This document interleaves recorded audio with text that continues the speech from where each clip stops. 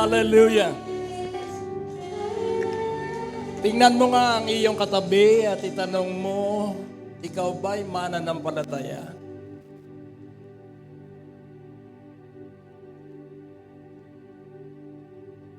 Makinig kang mabuti at siyasatin mo ang iyong sarili sa mensahe ngayon.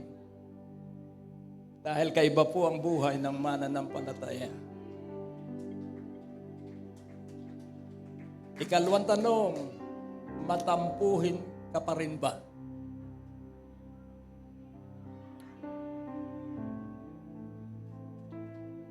Pangatlong tanong, namimili ka ba ng preacher? Tingnan mo uli ang iyong katabi. Ano ba ang iyong mithiin?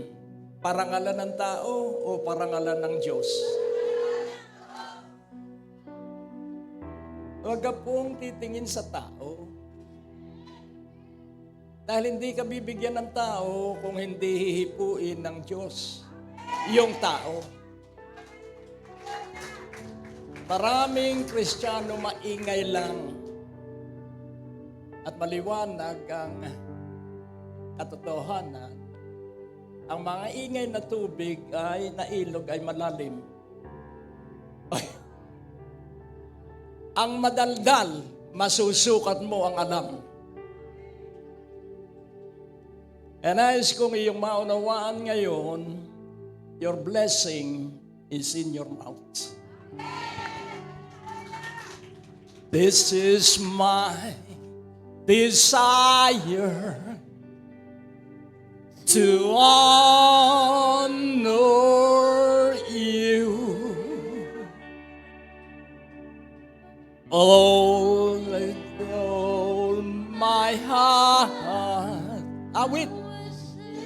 Dahil ang sumasamba lang ang pinayayaman ng Diyos. Ulitin ko, ang sumasamba lang ang pinayayaman ng Diyos. Hallelujah. Bumaha, bumagyo, lumindol, nakatayo pa rin ang aking bahay. Hallelujah. Dumami man ang bayaran, nakangiti pa rin ako. Magkaroon man ang kirot sa katawan, nakatawa pa rin ako. Lugi ang gamot, lugi ang pagamutan. Because I am a believer. Lord, I give you my heart. I give you my soul. I live for you alone. Every breath that I take, every moment I'm awake. Like one.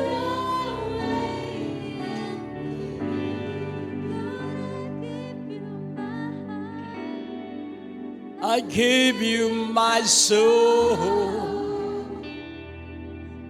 I live for you alone.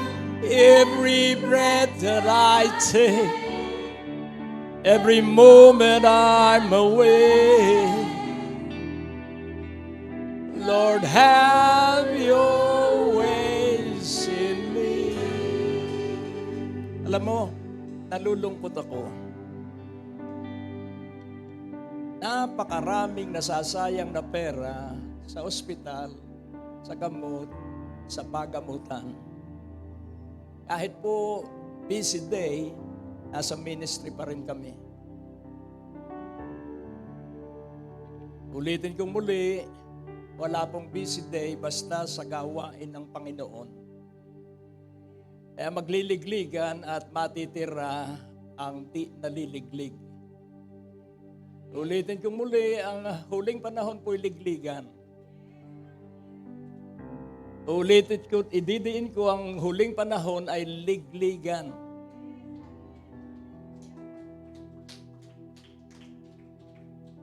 Amen po ba?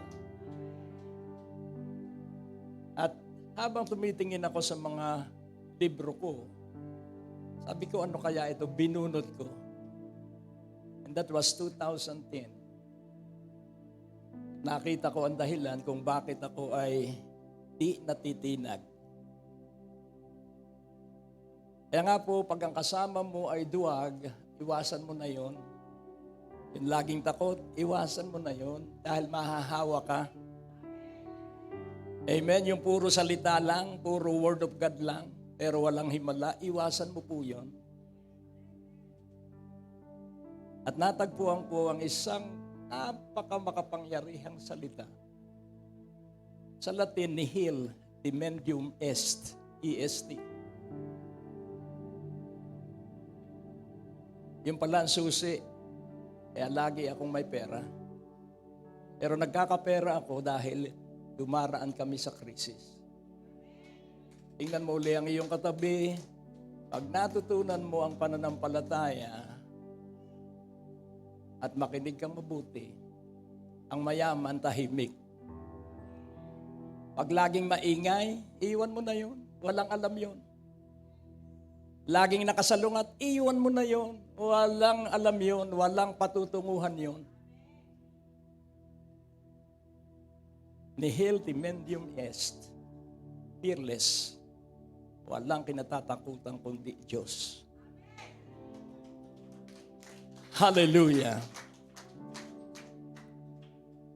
At sinabi ron sa aklat na yon, yung banal and sublime. Ang banal ay limited lang ang alam.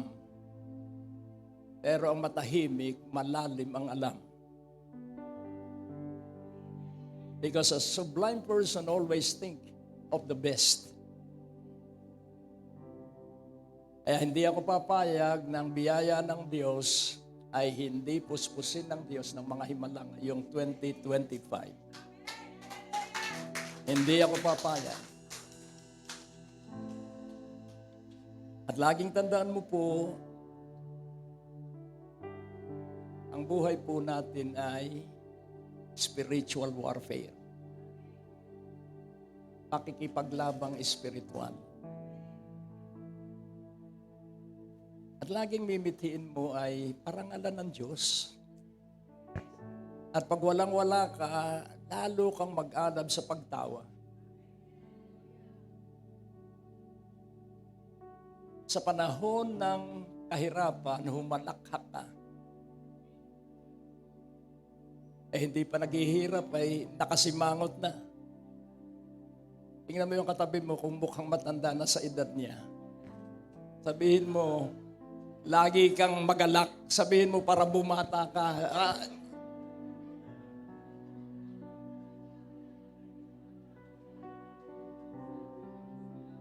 Hindi po ito pagandahan ng kasuotan.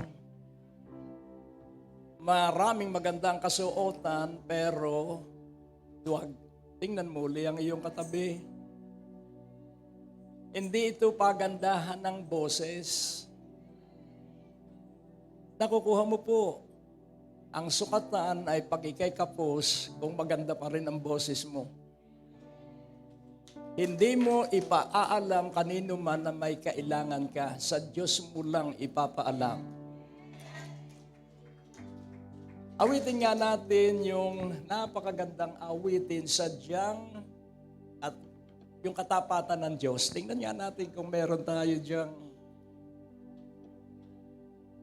Basta ang style ng simbahang ito, ang mga ngaral, hindi na ipakikilala, ay kilala na ninyo ako. Aakyat na ang mga ngaral at aawit na. Dahil pag hindi sumasamba ang mga ngaral, walang himala sa kanyang buhay. Hallelujah. Sadyang kaibuti ng Panginoon. Pwede ninyo akong usigin kung hindi ko nararanasan ng buhay na walang kakapusan sa lahat ng aspeto ng aming buhay. Bible prosperity, it's not about money. It's about you never lack in any area of your life. Yun po ang Bible prosperity, na wala kang kulang sa lahat ng bahagi ng iyong buhay. Kaya nga ang mga tunay na Kristiyano ay laging nakangiti. Amen? At hindi mahahalata na siya pala ay 76 anyos na dahil siya'y nakangiting lagi. Nakukuha niyo po, ang mga hindi mananampalataya, tinitingnan niya lagi ang edad niya. At sinasabi niya, yung estoicism ay isa pong uri ng buhay at itinuro ito ng isang Roman philosopher. At siya isa sa hinahangaan kong philosopher. Ang Stoicism is to study on how to die well. Pag-aaral na paghandaan ang kamatayan ng buong kabutihan. At dahil maganda naman ang kanyang intensyon, may nainggit sa kanya dahil yun lagi ang itinuturo sa niya at siya ipinakulong at hinatulan ng 8 years sa kulungan. At natuto siya sa kulungan that the real life is to live well without regret. To live well without regret. At siya ay naging pangunahing tutor at 14 years old ni Nero. Pero marami din nang nainggit sa kanya at hinatulan siya na nagpayaman siya sa pagiging tutor ni Nero. At siya hinatulan na patayin niya ang kanyang sarili. At siya ngumiti sapagkat siya kinainggitan at ang kanyang pagpatay sa kanyang sarili, dahan-dahan niyang ginugupit ang kanyang mga ugat. At nakangiti siyang nakapagtagumpay sa Stoicism. To live well without regret. Kung tayong lahat ng Kristiyano ay mabubuhay, ang akala kasi nung iba, pag mapagpakumbaba, pwede ka nang laitin. Di po, ang pagpapakumbaba po ay paninindigan sa katotohanan. I'm so excited for 2025. Napakaganda po ng nakatakdang gagawin ng Diyos sa nabubuhay. Nihil demondium est. Fearless. Marami ang matatakutin dahil takot mamatay. Tingnan mo ang iyong katabi. Ang kamatayan ko't kamatayan mo pag natapos mo na ang assignment mo. Yung mga nauna sa atin, natapos na ang assignment nila. Kaya nga po, nais kong laging makita natin ang katapatan at kabutihan ng Diyos. At habang ako'y nagsisiyasat, yung rental lang mula 2003 sa Green Hills, hanggang ngayon, pati ang kuryente. Dahil yung 7 Bay, 3.5 a month ang kuryente gamitin mo o hindi dahil industrial area yun. At yung simpleng kwenta after 21 years, ang gastos ng ministeryo ay almost 38 million. Saan kaya galing yun? Tingnan mo ang iyong katabi, kayamanan mo nasa kalwalhatian ng Diyos. If you touch the heart of God, wealth and riches will flow. Paano mo hihipuin ang puso ng Diyos? Kailangang hangaan mo lagi ang Diyos. So awitin po natin yon at napakaganda po nito. Paborito ito ni Pastor Carlos kahit saan kami pumuntang misyon. Ito ang kanyang inaawit hanggang mamatay siya. Salamat at 3 taon na nakalimot siya. Kaya tiyak na siya ay nasa paraiso. Dahil hindi na siya nagkasala doon sa loob ng 3 taon. Dahil wala na siya sa sariling katinuan ng isip. Pero siya'y dumadalo pa rin. Tingnan mo ang iyong katabi. Siya'y nasa gawain pa rin.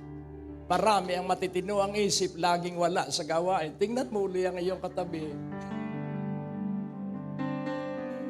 Huwag kang magtitiwala sa pera mo. Isang hangin lang na malakas, ubos yan. Ulitin kong muli, do not trust your money. Yung sinabi kong philosopher, Roman philosopher ay si Seneca.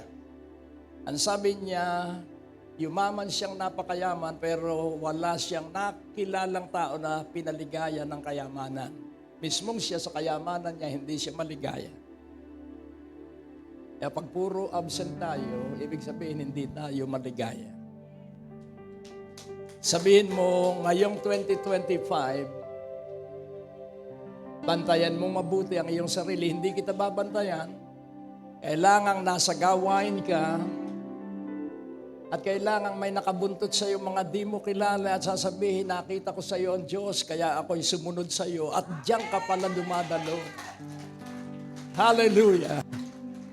Kailangang makita sa atin ng Diyos. Tingnan mo ang iyong katabi at marami ang sasampalataya sa Diyos. Sa ulitin po natin, dahil ang buhay ko lang ay sumamba. Amen? Kaya kahit si Sister Cora ay unti ang apelyido pero napakasagana niya. Amen? Dahil nakatuwa ang mga apelyido, areglado, karunungan. Sana meron ng maging miyembrong kabusugan. Ayan, isang ngiti, isang taong pagbata. Sadyang kay buti ng ating Panginoon, nagtatapat sa habang panahon. Ilakas ninyo ang boses ninyo. Maging sa kabila ng ating pagkukulang, biyaya niya'y patuloy na laan. Katulad ng pagsinag ng gintong araw, patuloy siyang nagbibigay tanglaw. Kaya sa puso ko damdamin, karaparan niya aking pupurihin. Dakila ka, O Diyos, dapat kang ang tunay. Nagpapala sa ugat ng aming lahi. Mundo'y magunaw man, maasahan kang lagi. Maging hanggang wakas nitong buhay.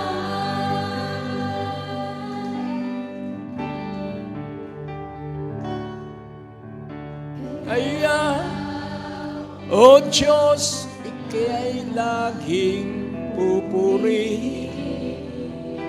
Sa buong mundo'y aking aawitin. Dakila ang iyong katapatan, pag-ibig mo'y walang hanggan. Dakila ka, O Diyos, dapat kang ang tunay. Magmula pa sa ugat ng aming lahi. mundo'y magunaw man, maaasahan kang lagi maging hanggang wakas nitong buhay.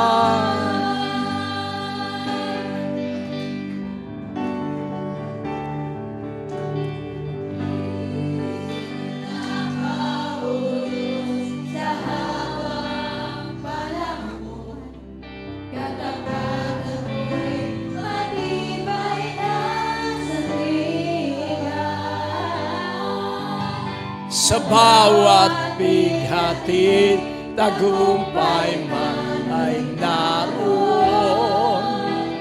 Daluyan ang pag-asa kung kailan kay hinahon. Pag-ibig mo'y alay sa amin noon hanggang ngayon. Dakila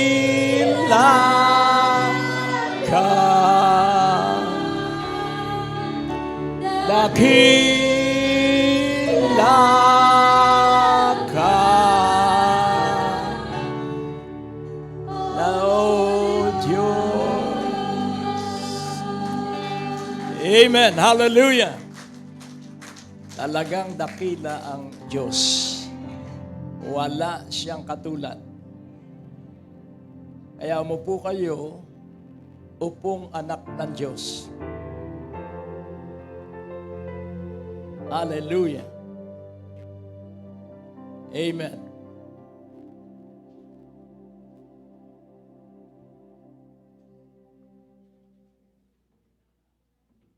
So tayo po ay manalangin. O Diyos, aming Ama, dakila at napakabuti.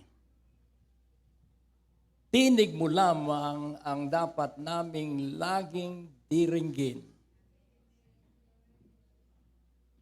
Sa pangalan ni Jesus, Amen. Ang Diyos po ay napakabuti. Handa ka bang gawa ng Diyos ng mga himalang sunod-sunod ngayon 2025? Tingnan mo ang iyong katabi. Baka isang himala pa lang, wala ka na sa susunod na linggo. Laging tandaan mo po, ang Diyos ay nagpapatikim. At pag ikay nagpatuloy sa alab ng iyong buhay na relasyon sa Diyos, huwag natin kalilimutan, ating silipin sandali. Huwag kang titingin sa tao. Dahil hindi tao ang magbibigay sa iyo ng yaman. Ang Diyos po ang may-ari ng lahat ng kayamanan. At pinipili niya kung sino ang pagkakatiwalaan ng kanyang yaman.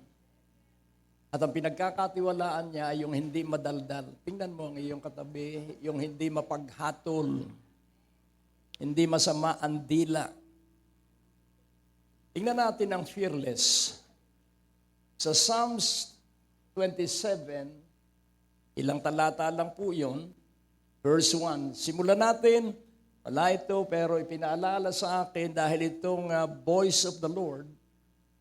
The Lord is my light and my salvation. Whom shall I fear? The Lord is the strength of my life. Of whom shall I be afraid? So pansinin po natin, marami ang Kristiyanong matatakutin. Marami ang Kristiyanong takot dahil hindi nila lubos ang pinagtiwalaan ang Diyos. Itanong mo sa iyong katabi, ilang taong ka nang dumadalo sa gawain ito dito sa lugar na ito? Ilan daw taon? 1 linggo? So ang Panginoon ang aking ilaw at ang aking kaligtasan. Sino? Sino ang aking katatakutan? Ang Panginoon ang aking lakas ng buhay. Sakit ay hindi ko iindahin. Tingnan mo ang iyong katabi. Amen. Ano mo makikilalang ang Diyos ang dakilang tagapagpagaling? Dumaan ka sa sakit. May kilala pong napaka-husay na doktor sa New York na nasa aklat. Hindi niya riniresitahan agad yung kanyang pasyente. Inuturuan muna niya ng salita ng Diyos at walang pasyente niya na hindi gumaling. Dinala niya sa dakilang manggagamot ang pasyente niya, kaya pag-reseta niya, gumagaling ang kanyang lahat ng pasyente. The Lord is my light and my salvation. Whom shall I fear? The Lord is the strength of my life. Of whom shall I be afraid?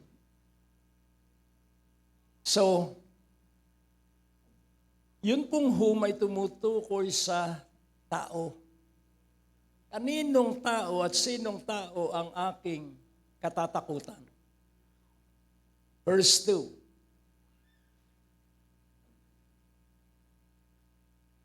Sa verse 2, though, nawala. Praise God. When the wicked, even mine enemies and my foes, came upon me to eat up my flesh, they stumbled and fell. So pansinin po natin si David, kapag ang masama, maging ang mga kaaway ko at mga kalaban ko ay lusubin ako upang sirain ako, hindi makarating, hindi makalapit kay David. Bakit? Bigla silang natutumba at sila'y nasisira. Kaya kailangan wala kang takot. Sabihin mo sa iyong katabi, kailangan wala kang takot. At wala kang kinatatakutan. Ito po'y gawin mong buhay. Hindi ko po ito pinangangaral. Buhay ko po ito. Ang salita ng Diyos ay gagawin mo sa iyong buhay para magkaroon ka ng patutuo. Verse 3. Huwag kang tagapakinig lang. Sino rito nakahawak na ng 100 milyon? Ako pa lang yata. So verse 3, pero hindi ko po yun nahawakan, dumaloy po yun sa ministeryo. Tingnan mo ang iyong katabi, mapagkakatiwalaan ka ba? Tahimik. Kahit wala po akong allowance, tuloy-tuloy pa rin ako. Dahil ang Diyos ang nagbibigay ng appreciation, hindi ang simbahan. Pag naghahanap ka ng appreciation, walang a-appreciate sa iyo dahil ang Diyos ang nagbibigay ng mga pagpapala. Though an host should encamp against me, my heart shall not fear. Though war should rise against me, in this will I be confident. Bilang Kristiyano, kalaban mo ang buong impyerno. Ulitin kong muli, ang pagiging Kristiyano po, kalaban natin ang buong impyerno. Si Satanas ay hindi nakikita, pero maraming tao siyang ginagamit. Kaya nga dito makikita mo, kahit na gaanong kalaking hukbo ang lumaban sa akin, ang puso ko ay hindi matatakot. At maging magkaroon ng digmaan laban sa akin, ako ay magkakaroon pa rin ng tiwala. Tingnan mo uli ang iyong katabi. Verse 4. Bakit siya matibay at matapang? Ito ang kanyang gawain. Isa lamang ang kanyang sentro ng gawain. One thing have I desired of the Lord, that will I seek after, that I may dwell in the house of the Lord all the days of my life, to behold the beauty of the Lord and to inquire in His temple. Isang bagay ang minithi ko mula sa Panginoon na aking hahanapin, na ako'y makapanirahan sa bahay ng Panginoon sa lahat ng mga araw ng aking buhay para pagmasdan ng kanyang kagandahan ng Panginoon at magtanong, bakit po napakaganda mo, Panginoon? Pwede po bang bahaginan mo ako ng kagandahan mo? Sabihin mo nga, Panginoon, bakit napakaganda mo? Pwede po bang bahaginan mo ako ng kagandahan mo? Kaya nais kong iyong maunawa ang mabuti, kailangang laging ating mithiin ay ang Diyos. Ulitin kong muli, marami ang pag nagkapera na hindi mo na makita. At ako'y nalulungkot sapagkat ang pera ay hindi katiyakan ng isang maunlad na buhay. Ang maunlad na buhay, lalong nag-aalab sa Diyos habang wala pang pagpapala. At kung titingnan po natin, nagsimula ang simbahan ay walang-wala. Pero isang sermon lamang, 3,000 agad ang na-born again. At bakit 3,000 ang na-born again? Dahil pinaniwalaan nila ang Ebanghelyo. At yung naniwala, yung mga may sakit ay gumaling. Paniniwala pa lang yun. Kaya nga kung pag-aaralan natin ang Biblia, ang Panginoon, si John the Baptist ay nangaral sa pagdating ng Panginoon. So, John the Baptist preached to prepare the way. At nung dumating ang Panginoon, lahat ng may sakit, naniniwala sa Kanya o hindi pinagagaling niya. Tingnan mo uli ang iyong katabi, mga may sakit ang magiging miyembro ng isang totoong simbahan.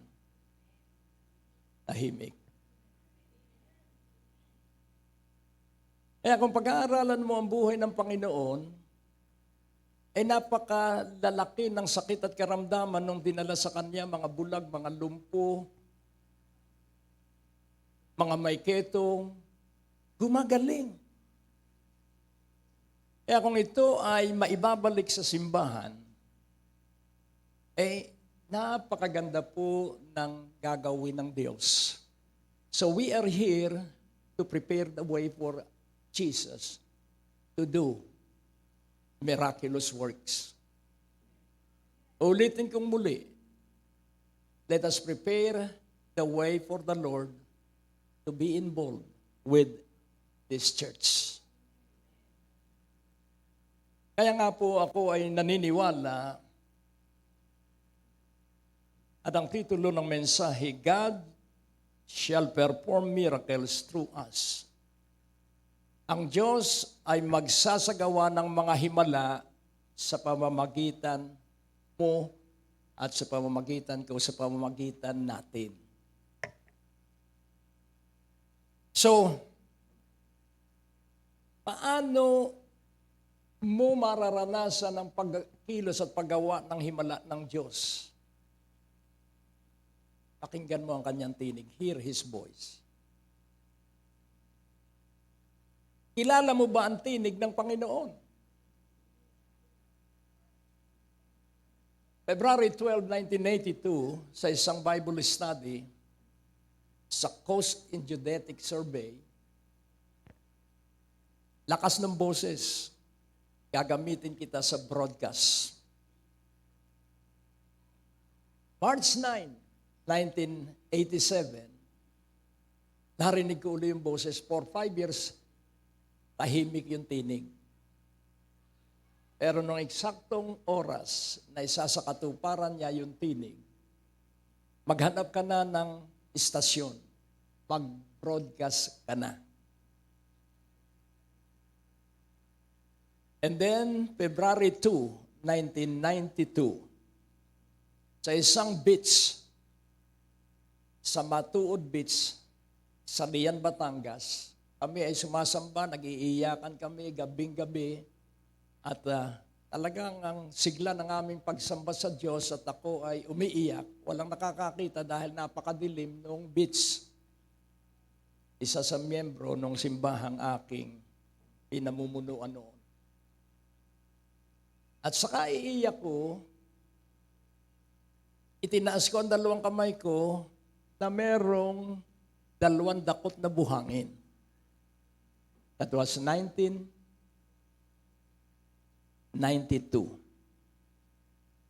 At ang sabi ng boses, narinig ko ulit yung boses. Ganyang karami ang dadalhin ko sa iyong mga kaluluwa. At yun po'y tuloy-tuloy na ginagawa ng Diyos through broadcast, lalo ngayon na merong YouTube, merong internet, lalong naging malawakan ang pagsasakatuparan ng Diyos nung kanyang ipinahayag sa akin. At makikita natin na sino naman ako na ako ay magiging broadcaster, the only first Filipino preacher na isinalang ng TBN, Church Channel at Hillsong Channel sa kanilang himpilan. Yun po'y worldwide. Ang pinagmamalaki ko po ay Diyos para kayo matutong makinig sa boses ng banal na Espiritu. Amen po ba? Huwag mong pakikinggan ang boses ng tao dahil mainggitin ng tao. Pakikinggan mo lagi ay boses ng banal na Espiritu. Ngayon sasabihin mo paano. Alam ng Diyos kung paano magsasalita siya sa iyo. Kaya nga naalaala ko, huwag mong sayangin ang krisis mo. Sabihin mo sa iyong katabi, huwag mong sayangin ang krisis mo. Diyan magsasalita sa iyo ang banal na Espiritu. Amen? Sapagkat maliwanag ang sabi ng Panginoon, kung kayo ay sasampalataya sa akin, kayo ay uusigin. Kung ako'y inusig, kayo rin. Sabihin mo, pag inuusig ka, ibig sabihin, mananampalataya ka nga.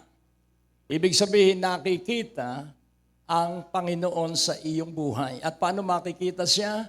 Tahimik ka. Ang maingay, mababaw. Tingnan mo ang iyong katabi, malalaman mo ang pagkatao ng isang tao sa kadaldalan niya. Tingnan mo uli ang iyong katabi, sabihin mo, huwag ka nang madaldal.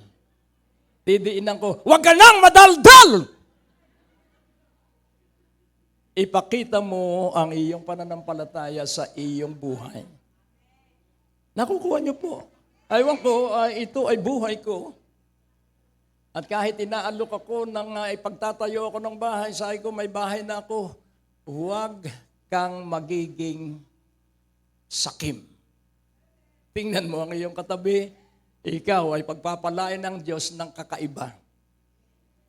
At laging tandaan mo, yung ginawa natin nitong taong ito, huwag mo nang uulitin yon dahil kaiba ang gagawin ng Diyos ngayong 2025.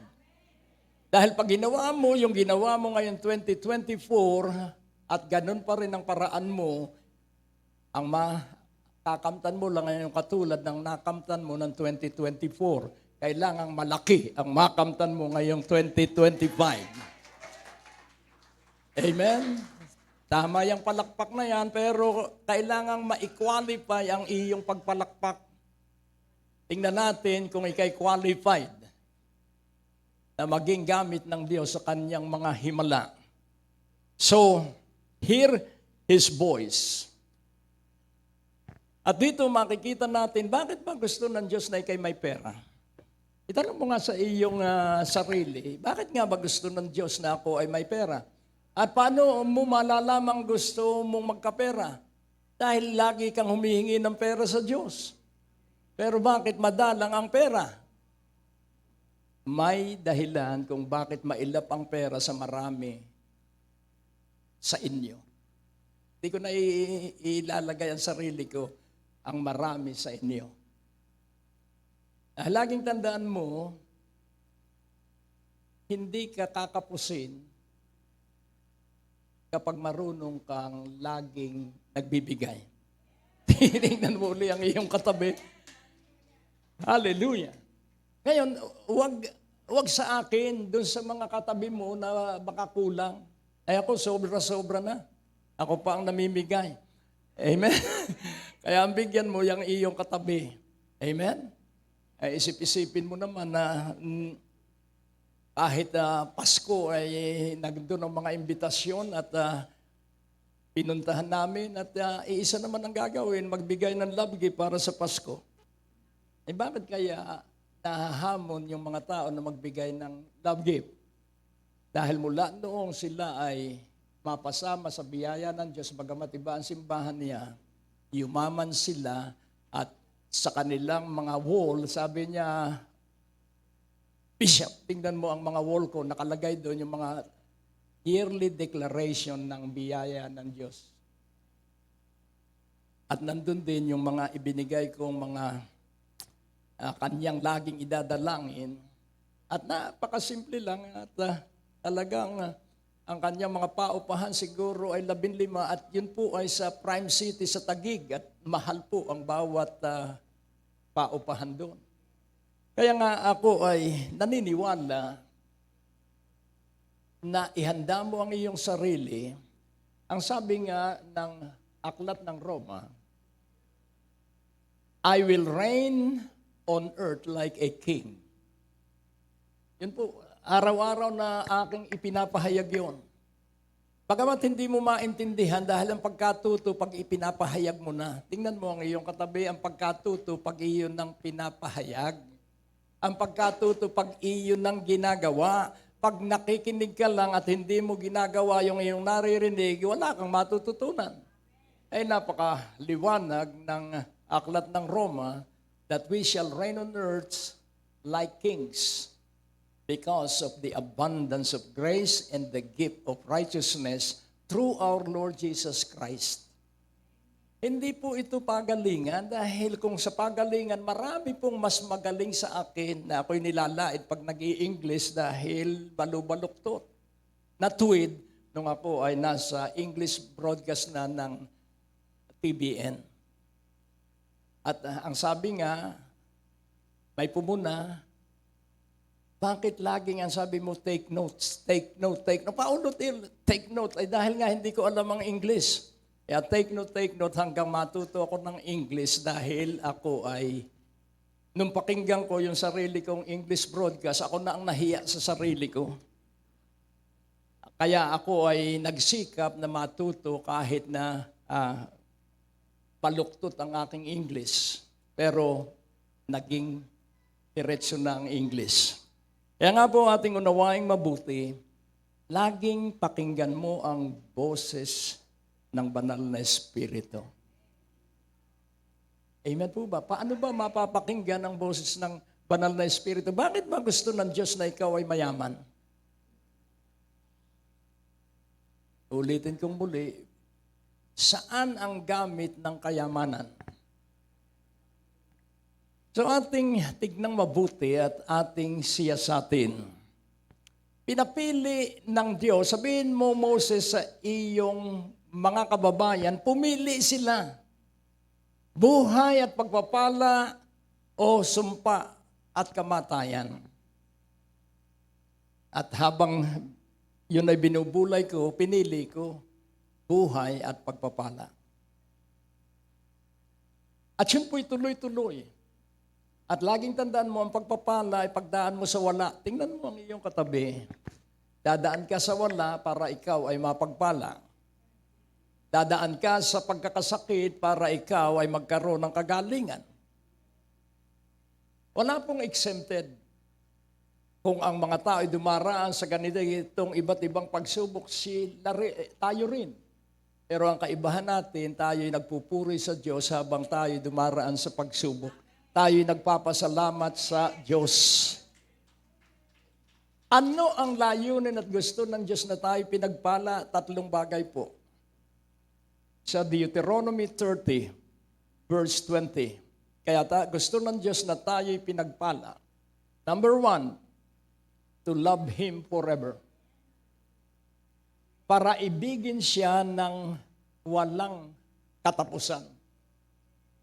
Hallelujah.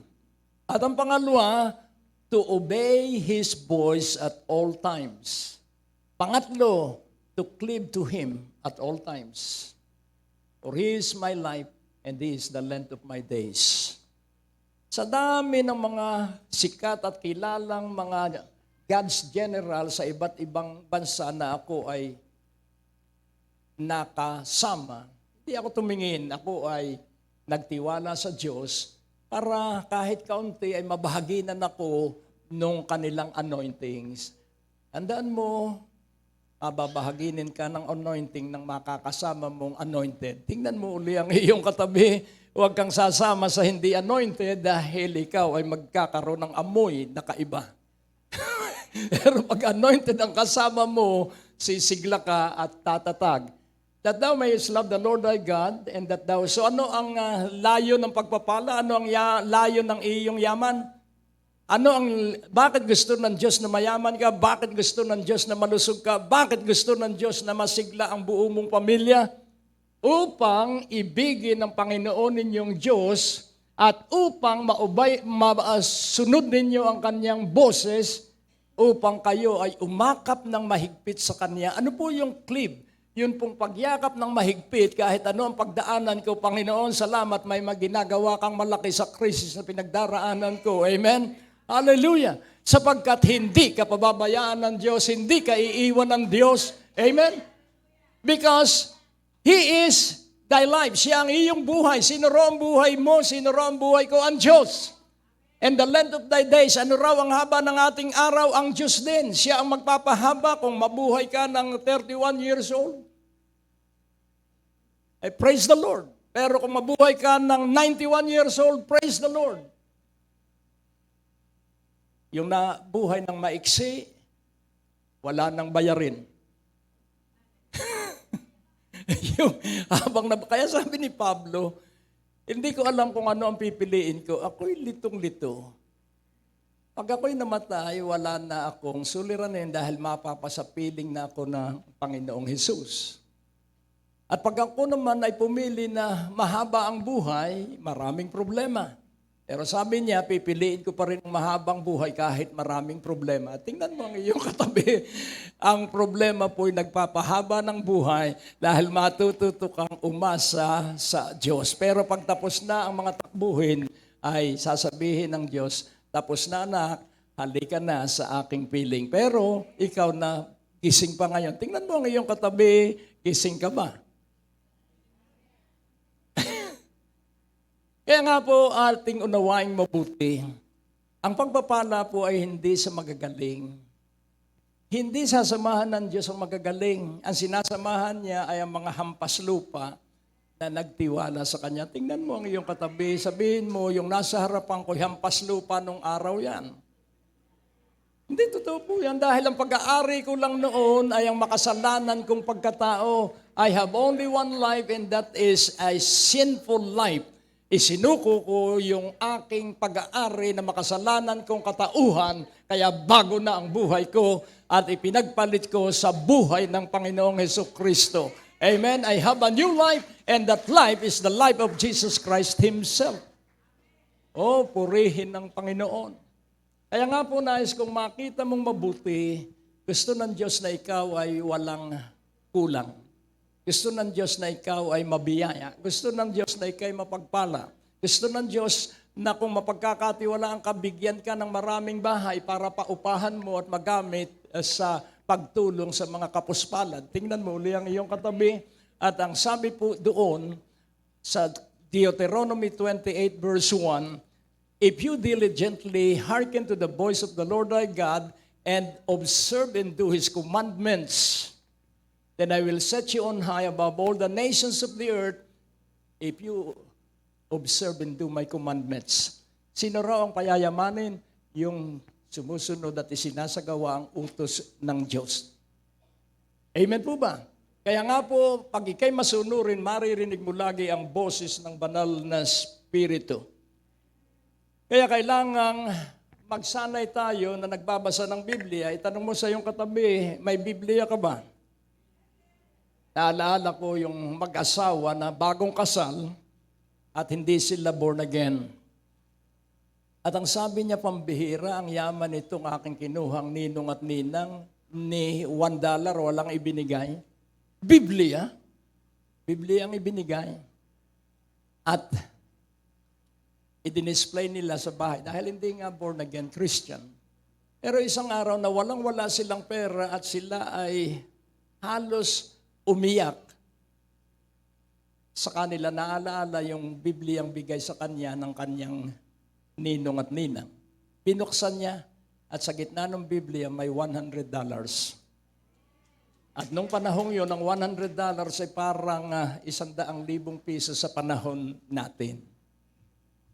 Kaya sabihin mo, ang yaman mo nasa Biblia. Wala sa bangko. wala sa hanap buhay, wala sa negosyo, ang kayamanan natin ay ang salita ng Diyos. Pinadalisay ng 7 ulit. Kaya ibigin mo ang salita ng Diyos at makikita mo kung paano ka magiging napakaunlad at napakasagana sa pagdaan mo sa krisis. Amen po ba? So, ngayon, itanong mo uli, laging tanong, nakasuko ka na ba? Suko ka na ba sa Panginoon o nakikipagpaligsahan ka pa rin sa Diyos? Sino bang hindi nakasuko? Diyos ko, kung talagang mahal mo ako, ayan. Diyos ko, kung talagang iniibig mo ako, Diyos ko, kung talagang totoo ang iyong salita. Ayun po hindi totoong paniniwala. Sapagkat ang pananampalataya po, Panginoon, salamat, sapagkat ang pangako mo ay makapangyarihan, natutustusan mo ang lahat ng pangangailangan ko sang-ayon sa iyong kaluwalhatian. For my God shall supply all your need. Laging babanggitin mo yun na natutustusan mo ang lahat ng aking pangangailangan sang-ayon sa iyong kaluwalhatian. Amen? Ang bibig kasi mo ay pagpapasalamat mo ang pangako ng Diyos. Kaya kailangan nagbabasa ka ng Biblia. Pag kami nagkakasakit, salamat sa mga latay ng Panginoong Hesukristo. Amen? So, ngayon ating unawaing mabuti, ang pananalig po ay hindi... Laging tandaan mo, ang pananalig po ay pagdaan sa bingit ng kamatayan. Ulitin kong muli. Naalala ko ang isang napakahusay na nagbibisikleta at siya nagtali ng kable sa 2 gusali sa New York. This is true story. At linakad niya at nakangiti siya na may dala siyang kahoy at nakatawid siya, nakabalik. At pagkatapos, kumuha siya ng bisikleta at tumawid doon sa kable at nakabalik. So, tinanong niya yung mga nagpapalakpakan. At ang tanong niya, kayo ba'y naniniwala na makatatawid uli ako sa aking bike doon sa kabilang gusali at palakpakan sila? Sino ang naniniwala? At ang sabi, palakpakan uli sila. Talaga bang kayo naniniwala? Palakpakan uli siya. At ang sabi niya, halika, naniniwala ka pala, umangkas ka sa akin. At walang umangkas. Ibig sabihin, marunong lang pumalakpak. Katulad ng maraming Kristiyano, palakpak lang ng palakpak, pero hindi nakakaranas ng mga himala. Tingnan mo ang iyong katabi. Mula ngayong 2025, makaranas ka ng himala at ang papalakpak ay mga mahal mo sa buhay dahil makikita sa iyo yung mga himalang yon. So they overcame Satan by the blood of the Lamb and by the word of their testimony, and they do not love their life even unto the death.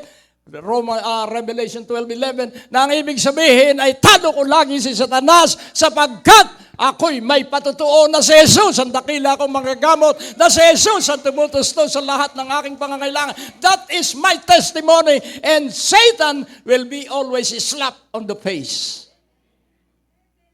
Amen po ba? Laging ipatutuo mo na tapat ang Diyos. Laging ipagmalaki mo, dakila ang Diyos. Sa Psalm 77, ang sabi ng hari, hindi ko malaman kung ako ay mahal ng Diyos. Hindi ko malaman kung bakit napakadalang na ng pagpapala sa akin. Ngunit sa kabila ng ito ay naalaala ko ang kanyang mga himala sa aking buhay. Naalaala ko ang mga dakila niyang ginawa sa aking buhay. At nagbulay ako sa dakila niyang pangalan. At dumaloy uli ang kasaganaan. At ang sabi ni Jeremias, bugbog sarado, nakakulong sa balon, at halos panawanan niya siya ng pag-asa sa Diyos. Ngunit ang sabi niya, at naalaala ko ang katapatan ng Diyos sa akin. Naalaala ko ang kanyang awa at kahabagan na laging bago tuwing umaga. Kaya siya lumakas at nawala ang pakiramdam niya doon sa kirot sa kanyang buong katawan dahil bugbog sarado siya. At bakit nawala? si Pablo at si Silas ay hinagupit ng 39 at dugun-dugo ang kanilang likod pero hindi nila naramdaman ang kirot. Bakit? Sumamba sila sa Diyos at nabuksan ang mga pintuan ng kulungan. Himala! Sabihin mo, himala! Alisin mo ang hinala. Huwag kang aasa sa negosyo mo dahil makikipagpaligsahan ka lang.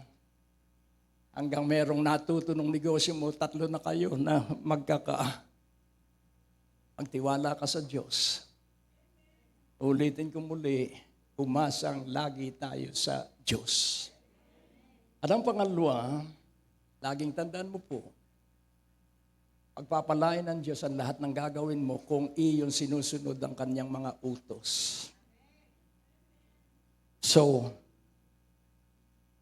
paano natin maiibig ang Diyos? Ito bago ko natutunan, matagal.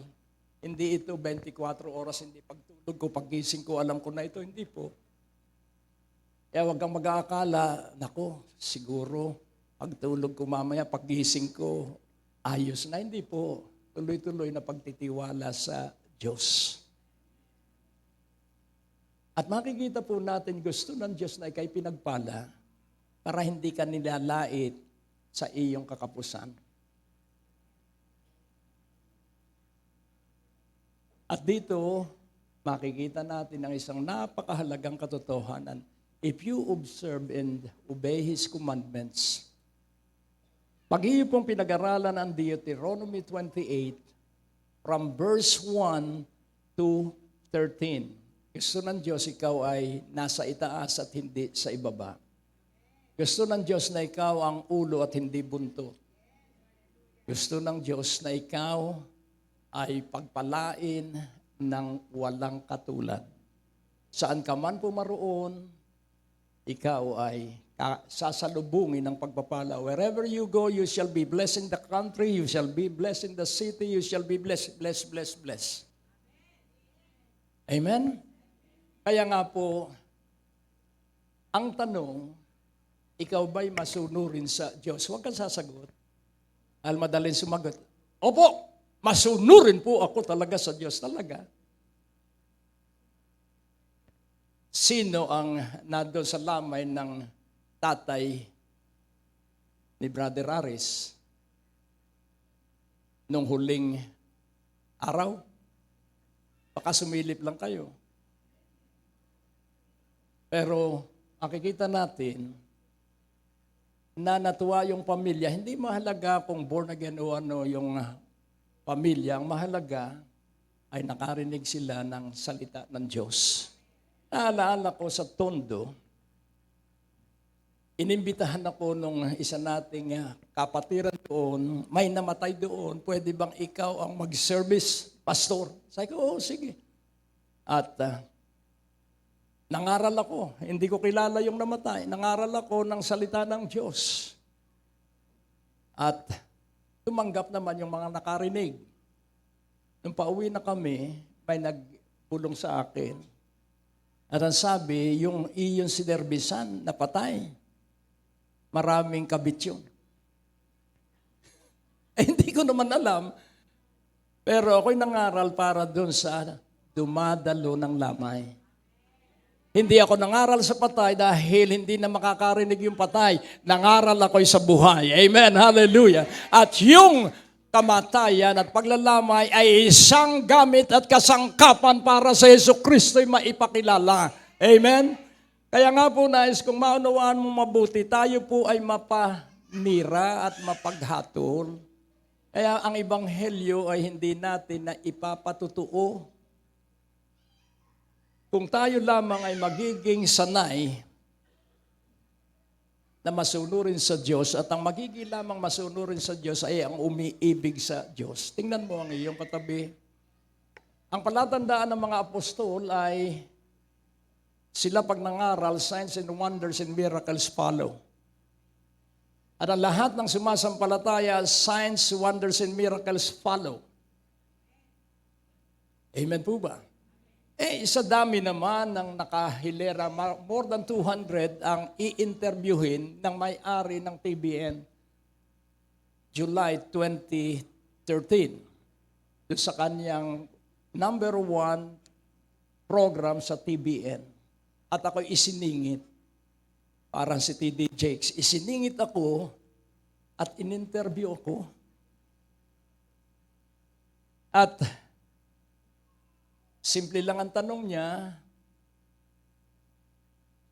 ano ang Tagalog sa ganitong English? Tinagalog ko. At sinenyasan niya yung isang Pilipino na kanyang assistant at nakangiti. Ibig sabihin, totoo po yung Tagalog niya. Tingnan mo uli ang iyong katabi. At bakit ko na ikwento ito sa inyo? Para magtiwala tayo, hindi sa ating kakayahan, hindi sa ating pinag-aralan, magtiwala tayo sa Diyos sapagkat iba ang pagdadalhan sa atin ng Diyos. Hindi yung ating pinag-aralan, kundi maraming mga mahimalang pagdadalhan sa iyo ang Diyos na napipigilan dahil sa iyong pagkakilala sa iyong sarili. Malalaki ang nakahanay na gagawin ng Diyos sa kanyang mga anak, ngunit hindi makagawa ang Diyos dahil nakatali ka lamang ay sa negosyo mo. Tingnan mo ang iyong katabi at pagkatapos ng maghapon, ikaw ay natutulog at gigising, negosyo mo uli. Kaya sabi ni Solomon, walang bago sa ibabaw ng lupa. Paggising at pagtulog hanggang mamatay, paulit-ulit na yun ang ginagawa. Walang kabuluhan ng buhay. Ngunit pag alam mo ang mithiin ng Diyos, hindi ka magiging paulit-ulit sapagkat laging bago ang gagawin ng Diyos sa bawat isa sa atin. Kaya nga po, itanong mo sa iyong katabi, alam mo ba ang dakilang utos? Nagtanong ang isang napakayamang lalaki at ang sabi niya, paano po ako magkakaroon ng buhay na walang hanggan? At ang sabi niya, ibigin mo ang iyong Diyos. At ang sabi niya, mula bata po ako, yan na ang ginagawa ko. Kung gayon, ipagbili mo ang lahat ng ari-arian mo at lahat ng kayamanan mo, ipamigay mo sa dukha. At nalungkot ang napakayamang lalaki. Hindi naman siya hahamunin ng Diyos kung siya ay nagbibigay ng tulong sa dukha. Tingnan mo uli ang iyong katabi.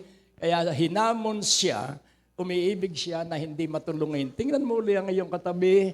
Kung umiibig ka, dapat ikay mapagkawang gawa. Kung umiibig ka, kailangan ikay matulungin. Amen? Ano ang sabi? At ang sabi po sa Matthew 22:37, ano po ang sabi? This is the greatest commandment. Love the Lord thy God. Alam nating lahat ito. At tayo ay madasalin, tayo ay nagbabasa ng Biblia, nagbubulay ng mga pangako ng Diyos. Pero ang nakalulungkot, hanggang doon tayo. Nakalimutan natin yung pangalawa. Jesus said unto him, Thou shalt love the Lord thy God with all thy heart and with all thy soul and with all thy mind. Yan, nagagawa natin yan. Pero yung verse 38, ilan ang nakagagawa? This is the first and great commandment. So, ibig sabihin, ay kailangang nagagawa natin yung first. At ang application ng first ay nasa second, verse 39. And the second is like unto it. So, ang pangalawa ay katulad nung una. Iniibig ako ng Diyos. Iniibig ka ng Diyos. Iniibig ko ba ang Diyos? Kailangan pag-ibig natin sa Diyos ay buong isip, buong kaluluwa, buong puso, buong lakas. Pero marami sa atin ay ganitong manalangin, Lord, bantayan mo ako pagtulog. Hindi po gano'n. Hello? Kailangan pag nanalangin ka, buong lakas. Amen? Diretso. Nakukuha niyo po. Thou shalt love thy neighbor as thyself. Tingnan mo ang iyong katabi, kilala mo ba sa mga kapatiran ng kapos? Kailangan tuklasin mo, Lord, sino po? Huwag mong tatanungin dahil marami ang kakapusin. Dadalangin ka sa Diyos, sino po kaya sa mga kapatid ang kapos? At magbibigay ang Diyos ng pangalan.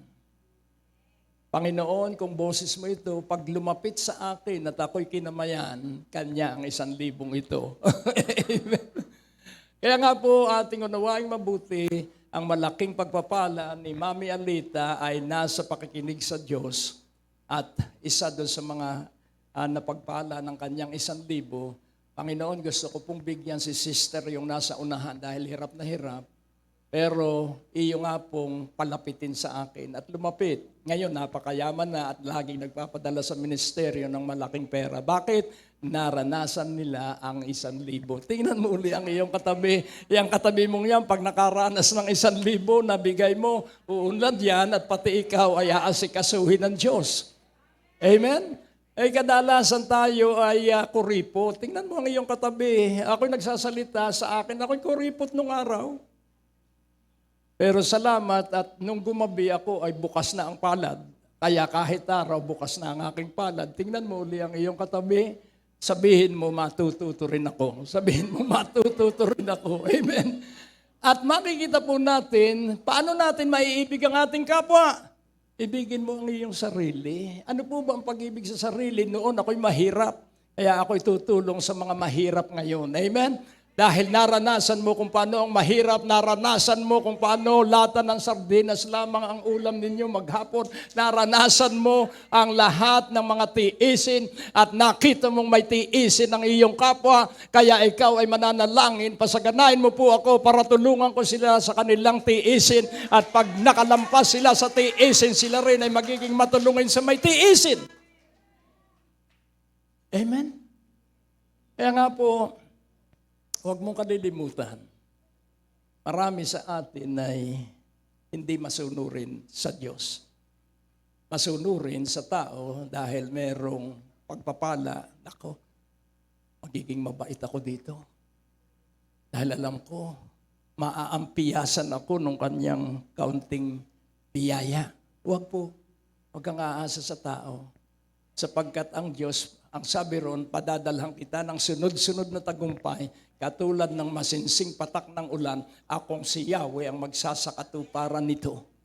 Sa gayon, magkakaroon ng katarungan at kapayapaan sa ibabaw ng lupa. Hayaan mong si Yahweh ang magpuspos sa lahat ng iyong pangangailangan at ikaw ay magiging magaan ang paglakad, pagdalo sa Morales Mall. Amen? Amen? Hallelujah! At huwag mong kalilimutan, ang pera mo ay nasa kamay ng Diyos. Tingnan mo ang iyong katabi, ang pera mo nasa kamay ng Diyos. At ang kamay ng Diyos, kanyang iuunat sa mayamang hindi gumaling-galing sa gamot. At pag pinatungan mo ng kamay at gumaling, dito na sila mag-iikapo at magkakaloob. Amen, hallelujah. Amen po ba? Hindi ka nakatingin doon, nakatingin tayo ay sa sinabi, ang mga mananampalataya, ano ang sabi ng Mark 16:17? Tingnan mo kung mananampalataya ka. Mark 16:17. And they that believe, ano po ang sabi? And this sign shall follow them that believe. In my name shall they cast out devils, they shall speak with new tongues. Verse 18. They shall take up serpents, and if they drink any deadly thing, it shall not hurt them. They shall lay hands on the sick, and they shall recover. May kapangyarihan ng iyong kamay kung ikay mananampalataya. Itanong mo sa iyong katabi, ikaw ba talaga'y mananampalataya? Hello? Ay magpatong ka ng kamay sa may sakit. Huwag na ang iyong ipapayo, ganyan ba sakit? Dumaan din ako dyan. Nilagang luya lang yung gamot dyan. Patungan mo muna ng kamay bago yung luya. Amen? Patungan mo muna ng kamay bago gamot. Amen? Sabihin mo sa pangalan ni Jesus, gumaling ka. At pag ininom niya ang prescribed medicine, kaya nga ang sabi, at yun ang gusto kong doktor, nung magpa-check up ang aking asawa, ang sabi niya, ma'am, nag-pray siya. Ito na po ang huling reseta ko sa iyo, first at huli. Ayoko na pong babalik kayo sa akin. At totoo, nangyari yung paniniwala ni doktor. Tingnan mo ulit ang iyong katabi, may kapangyarihan ng iyong kamay. Amen? Pag itinaas mo, sama kaming mag-ama ni Pastor Dexter sa siya ang driver, at kami pumasok sa isang subdivision at bawal doon ang walang sticker at nakiusap siya, pwede po ba, sir, na makidaan para hindi na kami ma-traffic? Pinagkasahan siya ng shotgun. Papurihin ng Diyos. Tinaas ko ang kamay,